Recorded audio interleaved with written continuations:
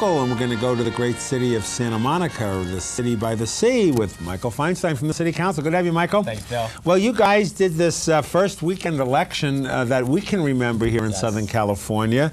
Did the turnout increase by being on a weekend? Yes, it did, Bill. What we were looking at is a special election. Normally we have our elections consolidated with the state and federal races in November in order to increase local turnout. But we had to have a special election in the spring. So rather than on a regular Tuesday, two-day weekend election. What we found is turnout was 30 to 50% higher than neighboring cities that have standalone elections in the spring. And those are cities that have a tradition. And specifically, people who normally have trouble voting on a weekday, renters, young people, various ethnic minorities, racial minorities, all had higher turnout, we found out after the election with some polling, than we would have had in those groups on a regular Tuesday. And we had the higher overall turnout. And I think what this tells us is, as a country, as we're looking at trying to increase voter turnout, I usually argue for proportional representation, but in addition to that, I think we ought to be also looking at putting all of our elections on a weekend so that we can have more people have a chance to vote and exercise their rights. Will Santa Monica take the lead on that and continue to do this in future elections? Well,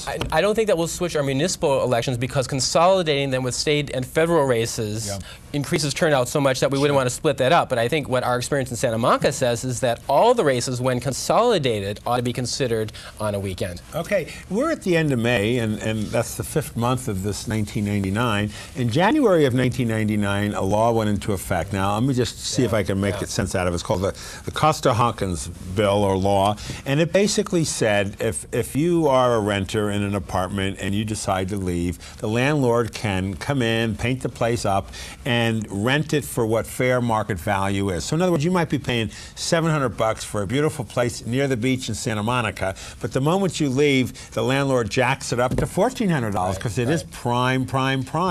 Is that what it's about, or what? Well, that's what it functionally does. What it's about is destroying the economic and social diversity of Santa Monica, which we have fought for so long to maintain. And apartments that used to provide for income diversity now are gone, going up 3, 4, 5. I mean, this is a free enterprise system. Well, I mean, why not? What's the problem? I don't know if it's a free enterprise system. I think we have socialism for the rich and capitalism for the rest of us. So I don't buy into that sort of stuff. Fair enough. So what we're doing now in Santa Monica is we just passed a moratorium on Tuesday to prevent, for the time being, any new construction in our multifamily neighborhoods while we try and look at all the changes that are happening to us, not only what's happening from Costa-Hawkins, but a variety of other changes, so we can reorient our housing policies to try and preserve the diversity. But aren't that there makes exceptions in that moratorium, for example, for affordable housing, for multifamily dwellings, that they can still go ahead and build another dwelling behind their dwelling, and then there are other exceptions, right? So how much of a moratorium is this? It seems to be short in time and riddled with loopholes. Well, not riddled with loopholes, a couple of sensible loopholes that fit our overall housing policy goals. What we're trying to do as a city is preserve what's good and try and direct new construction into the commercial zones where there are along public transit corridors to make public transit more viable, which fits into our sustainable cities goal, rather than losing existing affordable housing. The big debate in Santa Monica in our last couple elections, which my side has won, the renters' rights side has won, has been, do we put all our energy into just trying to construct some new affordable housing, or do we try and preserve the affordable housing that we have? And trying to preserve what we have, which is so scarce and so dear right now, is what has won out politically. So we're trying to keep the current residential neighborhoods where there is nicely scaled housing that fits into the character of the neighborhood. We're trying to change our housing policies now during the moratorium so we can push the development dollars into rehabilitating the good, and then new development would go into places where it doesn't displace existing residents and destroy neighborhood character. You already have affordable housing. If you're living in a $700 a month apartment and that's all that you can afford, your rent pretty much stays around $700 with minimal increases for as long as you choose to live there. Then when you choose to leave, for whatever reason, it's called vacancy decontrol, okay, and it works and it's smart. Then that owner of that property now can paint it. He can now do all kinds of things to the exterior of the buildings. He can replace plumbing to do low flush toilets. He can replace lights to go to fluorescent, which will save energy costs and keep things cooler. Do all those kinds of things.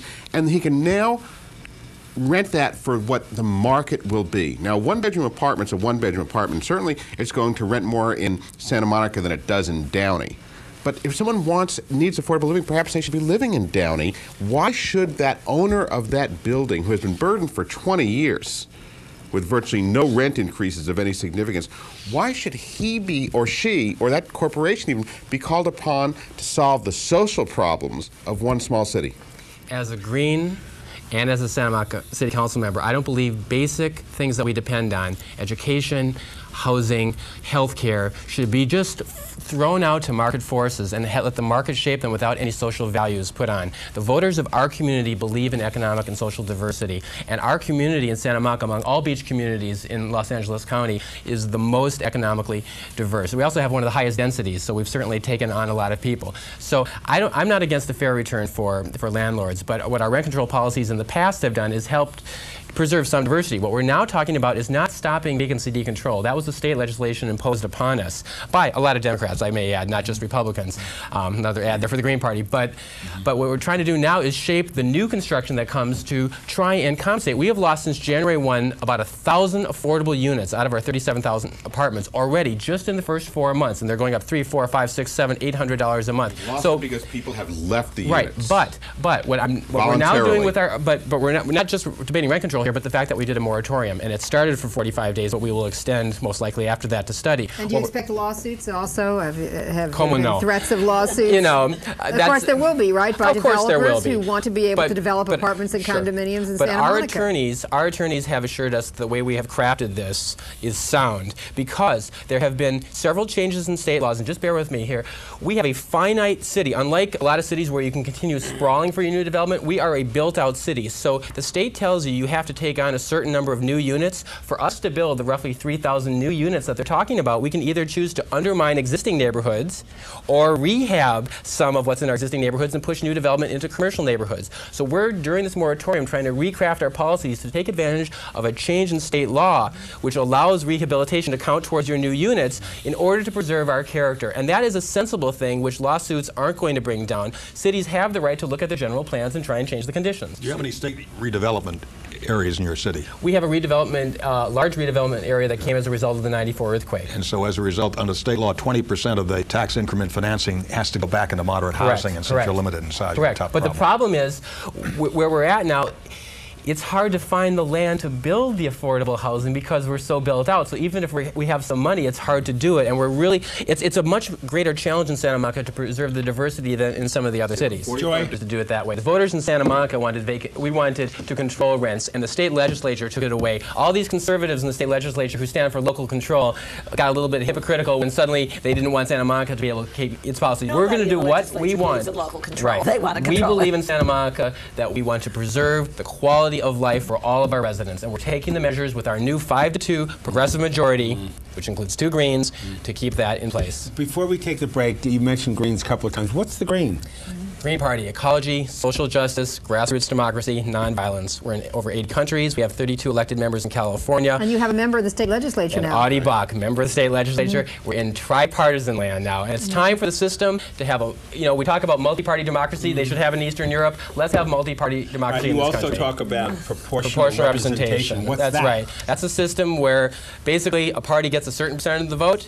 They get a certain percent of the seats. We have one of the most regressive electoral systems on the planet, where one party wins, everybody else loses. That decreases turnout. Instead, stable governments, Germany, Switzerland, Sweden, they all have. Look at Israel, where they have multi-parties and those are the exceptions that prove the rules, my friend. Oh, I think those are the rules, not the exceptions. God bless having you on. I appreciate everything you said. Viewers, we're going to take a short break. We'll be right back. Do you think you have the power to change the world?